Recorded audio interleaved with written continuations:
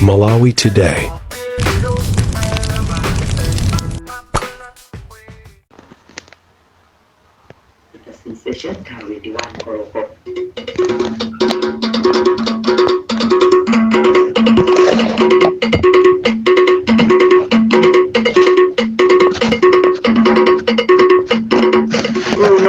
Zodiac Broadcasting Station, ZBS. Ndi nthawi ya nkhani zathu mchichewa.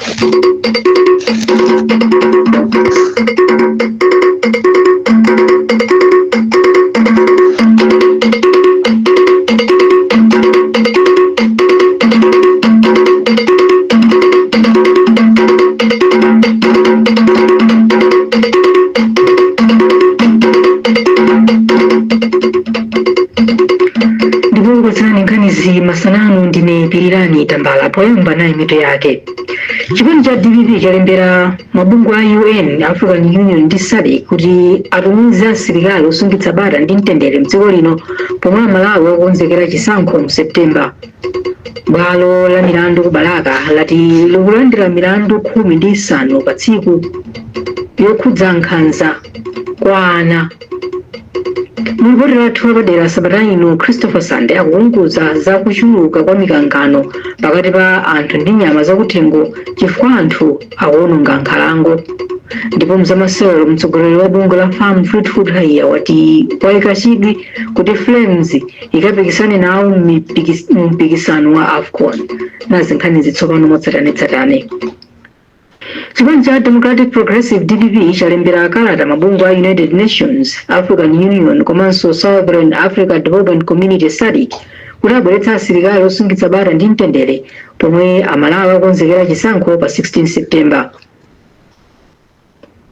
Kudzera mkalata mlembi wa chipani cha DPP apita mkhito wati iwo ata chikhulupiriro mu nthambi zopereka chitetezo za asilikali ankhondo mdziko lino komanso apolisi potsatira zipolowe zimene zinachitika pa zonetsero mu mzinda wa Lilongwe. Koma mkulu wa bungwe lomwe silaboma la National Elections Systems Trust Aunandi Banda wati zinthu sizinafike pamenepo. Wilson Phiri walemba ripoti. Anthu mabungwe a mdziko muno ngakhalenso akunja kuphatikiza akazemba m'mayiko osiyanasiyana adzudzula zipolowe zomwe zinachitika pa zionetsero mu mzinda wa Lilongwe, ndipo kudzera mukalata yomwe ayipereka kwa akazembe a mayiko osiyanasiyana mdziko lino komanso mabungwe omwe amathandiza dziko lino pa chitukuko, mlembi wamkulu wa chipani cha Democratic Progressive DPP apita mkhito wati mkhalidwe omwe asilikali agulu ankhondowa a MDF anachita komanso apolisi anaonetsa polekelera anthu azikwanje kumenya anthu, kutentha galimoto ndi zina zikupereka chithunzithunzi choyipa.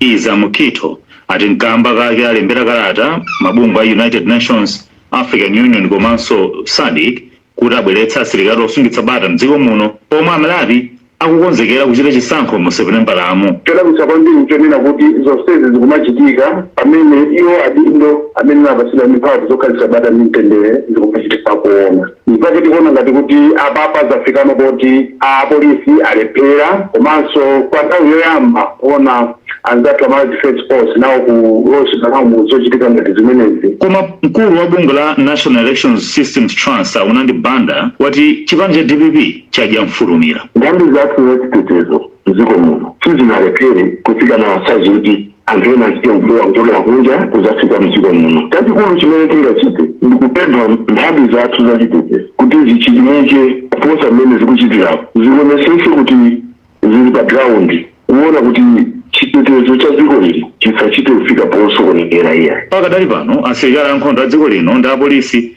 alonjeza kuti achita kafukufuku kuti apeze chomwe chidachitika kuti zinthu zifike poyipa.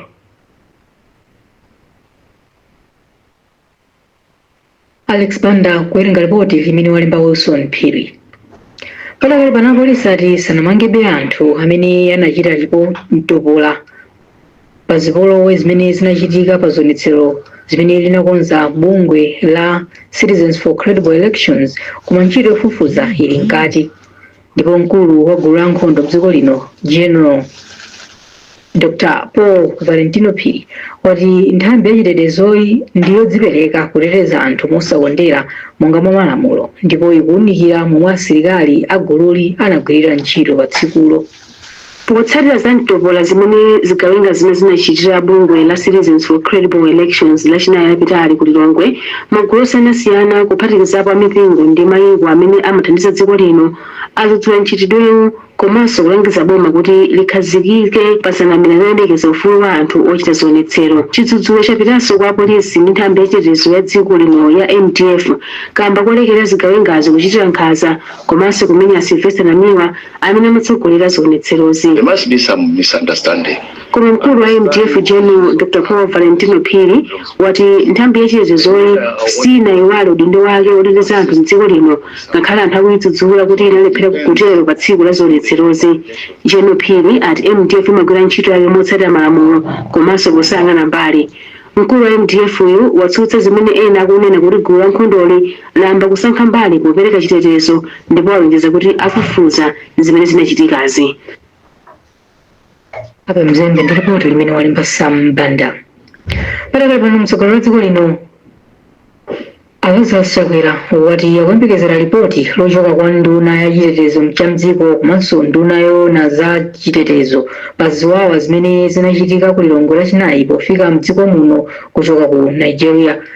President Chakwera omwe wadzudzula ziwawazi walamulanso nthambi za chitetezo komanso zina kuti zikhazikitse bata mdziko lino komanso zifufuze ziwawazi kuti olakwa amangidwe ndi kuzengedwa milandu.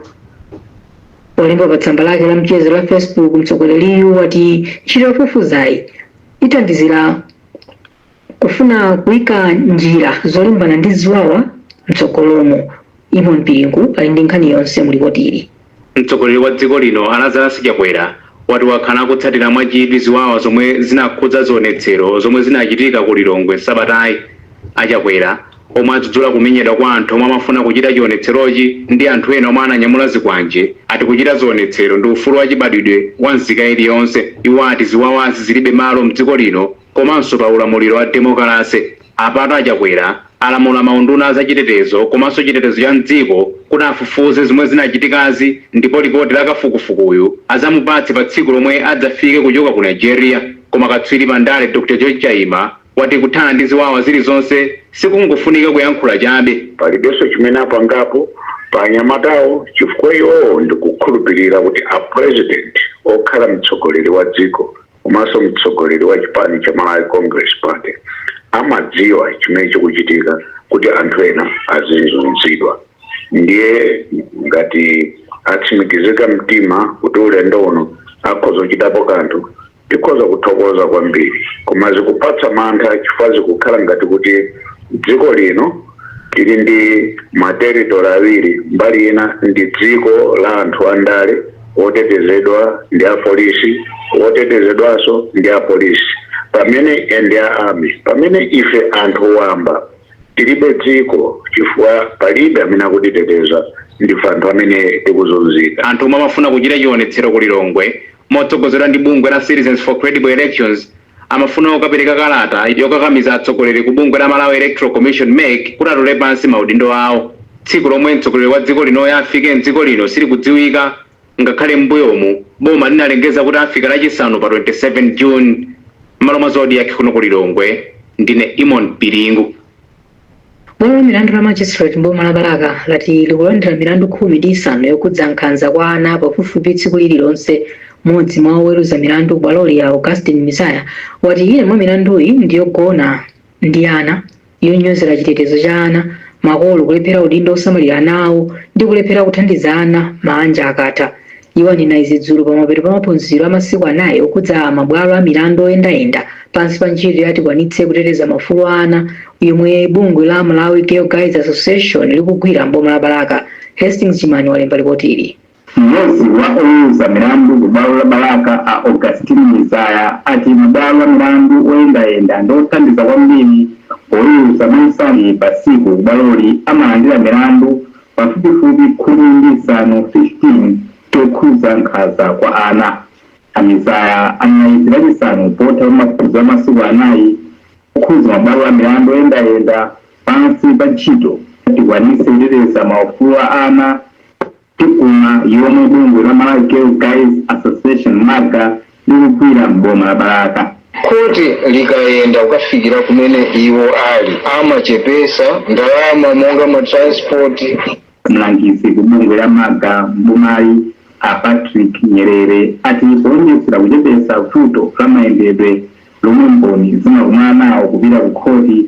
Mabwalo a milandu amathandizanso kulimbikitsa ubale wa magulu osiyanasiyana omwe akugwira ntchito yoteteza ufulu wa ana. Palimbikitsa ubale palipa adindo amenewo kino kuti makhoti amenewo akamachitika kudera kuja pasamakhalira oshamisa zina zilizonse alisazitakuziwa kuti mbali yake ndiyo tani kuti achitepo. Komanso kwambiri timazindikitsa ndithu za ubwino komanso kufunikira kwa makhoti amenewo chifukwa chena kuti makhoti amenewo akhala kuthandizira akuchepesa mwina mitunda imene anthu amene akuti aziyenda kubwera kukhoti kuno kuti azamve milandu imene yakhudza ana. Mmodzi wa akuluakulu ofesi yona za chisamaliro cha anthu mboma la Balaka asitanetisi anati maphunzirowa awathandiza kudziwa momwe mabwalo a milandu oyendayenda amathandizira kubweretsa chilungamo mwansanga pa milandu yokhudza ana. Maphunzirowa ndiofunika kwambiri kuba akutithandiza kuti tidziwe kufunika kwa mobile courts komanso tingatenge mbali yotani pa ntchito yobweretsa chilungamo cha ana kumamidzi. Mmawa mwa Zodiac kuno ku Balaka ndine Hastings Mchimani. Kulilongwe wa mpando wa khonsolo ya Bumali ya Matias Chiopsa Njati kwatsindika za kudzipereka kwa khonsolo pa ntchito yotukula ufulu wa ana Bumali.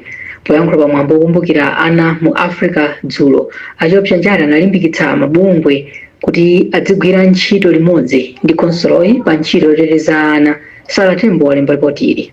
Poyankhula pa mwambo wa mpando wa khonsolo ya Lilongwe Matias Chiopsa Njati wati amalawi atengerepo gawo polemekeza ufulu wa ana komanso kuwateteza m'maufulu awo osiyanasiyana. Iwo ati khonsolo ndiyo yokonzeka kutukula maphunziro pomanga zipinda zogonamo za ophunzira makamaka iwo amene amachokera madera ataliatali. Munjira ina iliyonse kuti chuma chilichonse chimene chingapezeke chilichonse choyenera chimene chingapezeke kuti tithandizire pa maphunziro a mwana wamkazi tiyesesa ngati mwachitsanzo kumanga mahostelo boarding school amene ana angu akazi amayendera mitunda yayitali fo ana akazi amakumana zipsinjo m'masukulu ngati amene achawo. Kumbali yawo mmodzi mwa akuluakulu akubungwira Osed Malawi a Bernard Kamphandule walimbikitsa makolo kuti adzitumiza ana awo ku sukulu ndiyo ngoti dziko lino litukuke pachuma. Ndichofunika kwambiri kuti boma komanso anthu okhuzidwa azitenga kugawo chifukwa ana tikangowalekerera nkukuti tsogolo lawo silikhala looneka akhala ndi tsogolo loti losathandiza koma mwana kuti akhale ndi tsogolo afunika kuti alimbikire maphunziro chifukwa amati mmera mpoyamba. Pakadali pano mmodzi mwa ophunzira pa sukulu ya Kabunthu Yankho Chimalaza wapempha boma kuti liyike njira zomwe zingathandize kuthana ndi maukwati a ana. Dickson Jivwati kuonda kuwerenga ripoti limene walemba Sara Tembo. Mumvera nkhani pano pa Zodiac ndipo masanano muli ndine Pirilani Tambala. Tionenso mitu yake tisanapitirire. Mulipoti atulapadera Sabata ino Christopher Sanda kuunguza za kuyuluka kwa mikangano pakati pa anthu ndi nyama za mtengo chifukwa anthu akuwononga nkhalango. Chipani cha TPP chalembera kalata mabungwe a UN, African Union ndi SADC kuti atumiza asilikali ozasungitsa bata ndi mtendere mdziko lino pomwe amalawi akonzekera chisankho mu Septemba. Bwalo la milandu Balaka lati likulandira milandu 15 pa tsiku yokhudza nkhanza kwa ana. Ndipo mzamasewero mtsogoleri wa bungwe la Farm Food Haiya wati wayika chidwi kuti Flames ikapikisane mu mpikisano wa AFCON. Kulimbana pakati pa anthu ndi nyama za mtengo zomwe zimapezeka mu nkhalango zotetezedwa mdziko lino kukuchulukira. Mwachitsanzo masiku apitawo Njati zapha anthu atatu ndi kuvula za anthu ena komanso ziweto.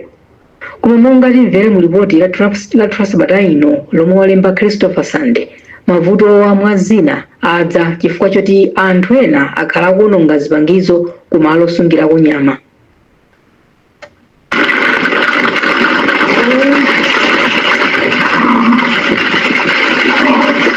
Kuona gulu lochuluka la Njati likuyenda ndi chinthu chochititsa chidwi komanso chosangalatsa. Komatu gulu lotere la Njati ndi chinthuso chodzetsa nthumanzi kwa munthu aliyense. Ndi chinthu choopsa ndipo nkosayenera kuti anthu ayandikire. Ngakhale Njati imodzi yokha ikhoza kudzetsa mavuto akulu kwambiri kwa anthu ambiri pamudzi kapena mdera. Anthu amudzi wa Laiton pafupi ndi msika wa Jombo mdera la Mfumu Mgabu ku Chikwawa akhoza kuchitira umboni.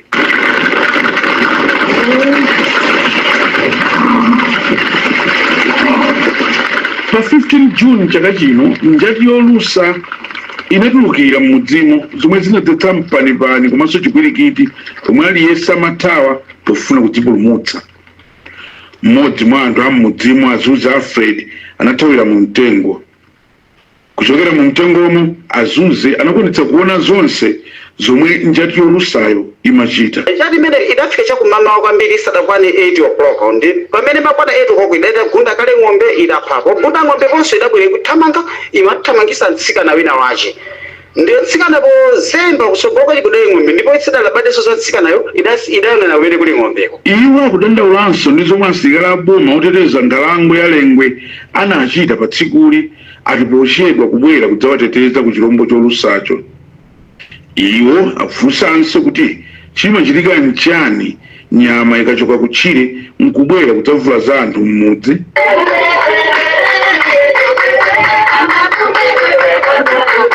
Asalai Madalitso ali ndi zaka 31. Iwo ndi mwana wa Nelifa Fairos a zaka 65. Fairos anafa imfa ya nkhanza kwambiri.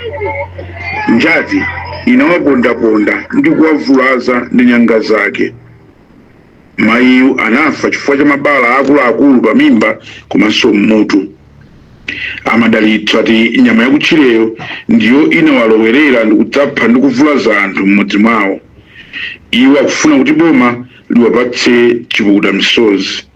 Mayanga adangokhala pauchini pa nyumba pakhonde ndesankadziwa kubwera chirombo iye ndekuti atembenuke ang'ane nyumba pamene chirombo chinkafika khonde paja madi wamba kwakowa nijeni nyanga nkwagwesa pansi nkwatenga kuthamanga wammenyesa kumtengo.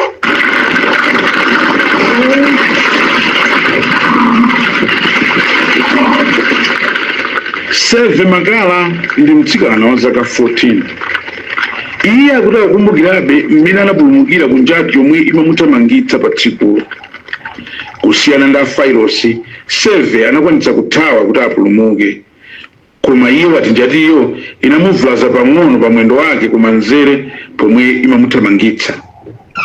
Ndiyeni pano ndidachedwa mathawidwe anthu achati thamanga ndiyeni mathamanga ndikuthamanga mja chinandika nkhaini pano zanimenyesa kukhoma kundigwisa kudutsa vu chaduseijapita kukalimbana ni mtengo tsopano.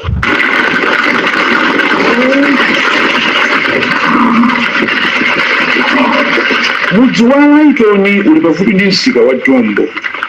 Mudziwu uli pa mtunda wa makilomita 15 kufika ku nkhalango ya Lengwe komanso mamita 400 kuchokera mu msewu waukulu wa M1.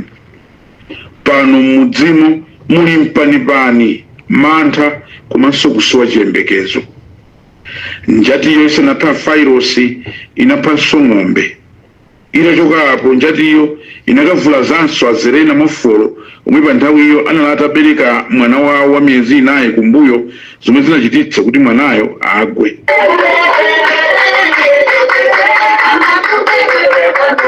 Mwana wa Mofolo anavulala kwambiri ndipo anafera pomwepo.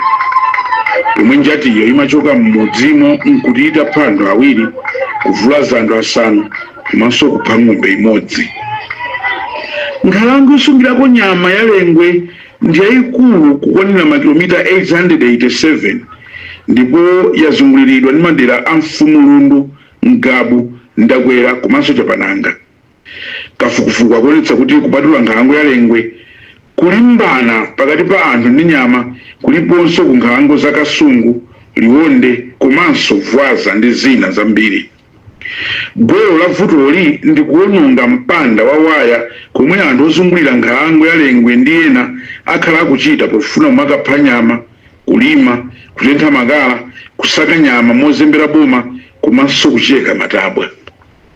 Katswiri woona za nyama ndi nkhalango zotetezedwa Oswan Bonongwe omwe amagwira ntchito ku bungwe la Wildlife and Environmental Society of Malawi wati nkoyenera kuwunikiranso malamulo oyang'anira nyama ndi nkhalango zotetezedwa chifukwa choti malamulowa amaoneka kuti amakondera kwambiri nyama kusiyana ndi anthu. Koma si nthawi zonse zimene nyama zija zimatuluka pamene wawo wawonongeka.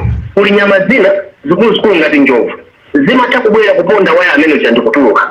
pamene anthu ajaka bawaya amene ucha nyama jandikutuluka imakakomana nthawi zina ndi anthu osalakwa. A Brighton Kunchedwa ndi mkulu wa nthambi yoona za nyama ndi nkhalango zotetezedwa. Iwo ati kuthawa kwa nyama kulengwe kukuchitika chifukwa choti anthu anawononga ndi kuba waya yemwe anayikidwa pofuna kuteteza nyama komanso anthu. Akunchedwa ati anthu amderalo anawononga ndi kuba waya wa makilomita 50 zomwe zachititsa kuti ndalama zoposa 100 million kwacha zilowe m'madzi. Pa nkhani ya chipukuta misozi iwo ati malamulo samanena chilichonse pa izi. Pali zifukwa zingapo monga kuyesera kumanga waya koma waya sakulimba. Anthu akudula mawaya aja mcholinga chokatiraso misamba mpagimo. Koma wamenyera ufulu wa anthu amayiko kayatsa akufuna kuti boma lipereke chipukuta misozi kwa anthu ovulala komanso iwo omwe ataya abale awo. Iwo apempha boma kuti liyike ndondomeko zokhwima zoteteza anthu osati kungolunjika kuteteza nyama zokha. Kwa akayatsa anthu onse omwe akhudzidwa akuyenera kulandira chipukuta misozi mwa msanga. Boma liyende udindo kuonetsa kuti anthu amene akukhala mozungulira mashopa atatu ndotetezedwa. Udindo umenewu uli manja maboma. Sabata ziwiri isanachitike nkhani ya mudzi mwa Laiton, njati zinaphanso bambo wina ndi kuvulanzanso nyakwa wina mdala mfumu Ndakwera. Atchale ali pano akulandira thandizo ku chipatala cha boma la Chikwawa njati itawavulaza modetsa nkhawa. Iwo ati njati iyo inawapeza atakhala pa khonde la nyumba yawo pomwe inawathyola mwendo wawo wakumanzere komanso kuwavulaza pa chipumi. Ndikuchoka kumunda ndikuinuka chakudya chakula kuya mufila utamago sajokulimenya ndakula mujeni kukochola kutuyeni mafuwa muri bwinose kumutitu mu Nyako wa Masanza ikudzudzula mchitidwe wononga waya walengwe komanso kulephera kwa asilikali akulengweko kukhazikitsa ndondomeko zotetezera anthu omwe ayandikira nkhalangoyo. Iwo ati pakuyenera kugawana udindo pakati pa ntchito yolimbikitsa chitetezo cha anthu komanso nyama. Mfumu Lundu yati kuononga kwa waya wakulengwe kwakolezera kwambiri kuti njati zipitirire kupha ndi kuvulaza anthu.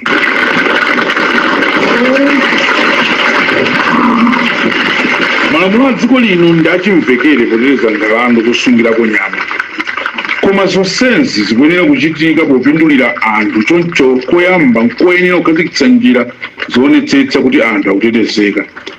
Nkofunika kuti pomwe boma ndi magulu ena akulimbikitsa kuteteza nyama komanso nkhalango zotetezedwa, anthu akumadera akuyenera kukhala mbali imodzi ya ndondomeko zonse zomwe aziyika kuti zitsatiridwe. Anthu akuyenera kukhala ndi umwini ndi kupewa kuononga katundu opezeka ku nkhalango zotetezedwa.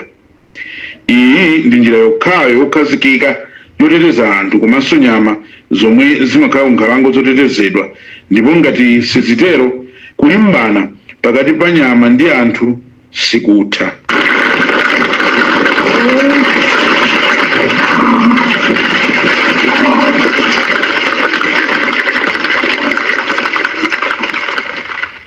Mawu amadalitso phiri kuyenga lipoti lathu padera sabata ino limene walemba Christopher Sunday. Mzamasewero mtsogoleri wa bungwe la FAM Fleetwood Haiya wavomereza kuti kusachita bwino kwa timu ya Flames nkodandaulitsa kwa otsatira timu ya mdziko lino, koma bungwe sililekerera izi kuti zipitirire. Ahaiya auza anthu ku msonkhano waukulu wapachaka wa bungweli umene ukuchitika ku Salima kuti pali zambiri zimene zathandizira kuti timuyi isamachite bwino, koma izi sizokwanira kunamizira kamba kuti aliyense amayembekezera kuti timuyi itulutsa zotsatira zabwino nthawi zonse. Sampanda ali ku Salima ndipo adza ndi ripoti.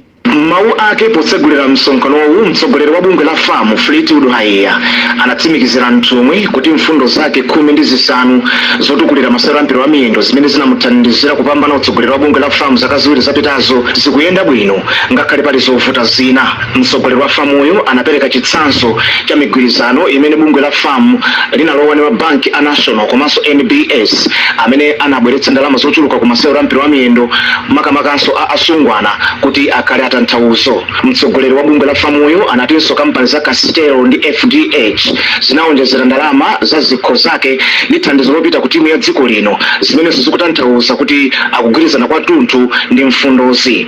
Kumbali ya masewero a mpira wa miyendo pakati pa achisodzera, Ahaiya anapereka chitsanzo cha sukulu yophunzitsirako luso la mpira wa miyendo ya Luwinga Inclusive Academy ku Mzuzu komanso bwalo la makono la Kunsanje ndi mgwirizano ndi bungwe la Malawi Schools Sports Association ngati zina mwa ndondomeko zimene zakhazikitsidwa kuti masewero wanso alandire thandizo lokwanira. Ahaiya anatinso matimu onse a dziko lino apitiriza kulandira thandizo lokwanira kuti adzikonzekera bwino masewero awo komanso matimuwa adzilowa mipikisano ina iliyonse. Potsiriza, Ahaiya anavomereza kuti kusachita bwino kwa timu ya Flames nkodetsa nkhawa kwa anthu a mdziko lino kamba kuti amayembekezera zotsatira zabwino nthawi zonse. Iwo ati pakadali pano ntchito yomanganso timuyi yatha ndipo chimene chatsala ndichoti iyambe kutulutsa zotsatira zabwino. Iwo ati lingaliro loti timuyi ikasewere ku mpikisano wa Africa Cup of Nations wa chaka cha 2027 maiko a Tanzania, Kenya ndi Uganda likadalipo ndipo bungwe la famu lichite china chilichonse kuti timuyi iyambenso kuchita bwino pa masewero ake. Apanso ndipo pansiziro pa nkhani zimasanano koma tisanasiyane tionenso mitu yake. Chipani cha DPP chalembera mabungwe a UN, African Union ndi SADC kuti atumiza asilikali osungitsa bata ndi mtendere mdziko lino pomwe amalawa okonzekera chisankho mu Septemba. Bwalo la milandu kubalaka lati likulandira milandu 15 pa tsiku yokhudza nkhanza kwa ana. Mlongozi wa padera sabata ino Christopher Sande akuunguza zakuchuluka kwa mikangano pakati pa anthu ndi nyama za mtengo chifukwa anthu akuononga nkhalango. Ndipo mzamasewero mtsogoleri wa bungwe la famu Fleetwood Haiya wati wayika chidwi kuti Flames ikapikisane nawo mu mpikisano wa AFCON. Munali ndine Lilian Tambala, zikomo kukhala nafe. Au patsiyane za nyengo ndi amazi bwenzi yosaona nyengo masanano kuli nyengo ya mphepo ya fumbi mapatali patali komanso ya mitambo yapo ndi yapo. Mphepo yamwera ikuyembekezeka kuwomba pa nyanja zathu monga pa nyanja Malawi kuyambira mawa la Mulungu pa 29 June. Choncho onse omwe amagwiritsa ntchito nyanja akupemphedwa kukhala osamalitsa pa nthawiyi pofuna kupewa kutaya miyoyo komanso katundu. Kwa Nkabu timuze nyengo ifika mpana pa 30 degrees Celsius, kumangochi 28 degrees Celsius, kulilongwe 27 degrees Celsius, pamene ku Blantyre ndi Mzuzu 26 degrees Celsius. Mphepo ikumba chokera cha kumvuma ndipo pofika mawa timuze nyengo ya mphepo ya fumbi komanso mitambo yapatali patali. Ku Blantyre dzuwa likuyimbiza kulowa 17 minutes past 5, kulilongwe 26 minutes past 5, pamene ku Mzuzu dzuwa likuyimbiza kulowa 29 minutes past 5. Zanyengo kuchokera ku nthambi yoona zanyengo ndi kusintha kwa nyengo mdziko muno mzomwezi nayi ndine Dave Tisungane Majawa. Masana bwino. Amakupatsirani za nyengo ndi amazi